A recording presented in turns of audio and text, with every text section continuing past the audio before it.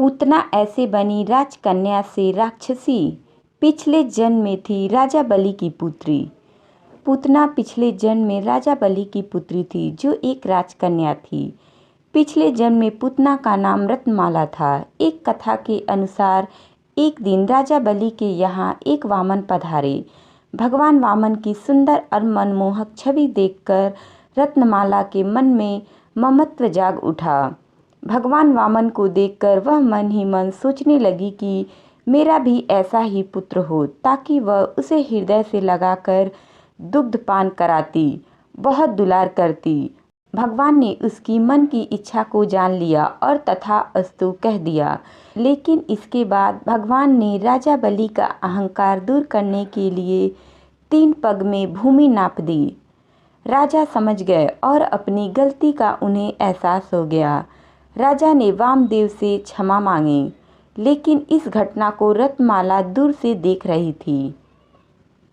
रत्नमाला को प्रतीत हुआ कि उसके पिता का घोर अपमान हुआ है। इससे वह बुरी तरह से क्रोधित हो उठी। उसने मन ही मन भगवान को बुरा कहना आरंभ कर दिया।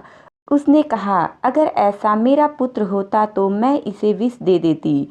भगवान ने उसके इस भाव को भी जानकर तथास्तु कह दिया। अगले जन्म में भगवान द्वारा तथास्तु कहने के कारण पूतना राक्षसी के रूप में जन्म लिया। पूतना कंस की सबसे विश्वास पात्र दासी थी।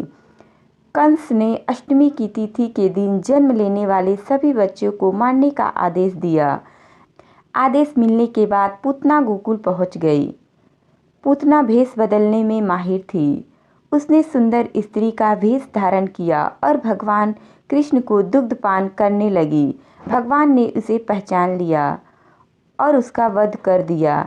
इस प्रकार से भगवान के हाथों पूतना का वध हुआ और जन्म मरण के बंधन से मुक्त कर दिया।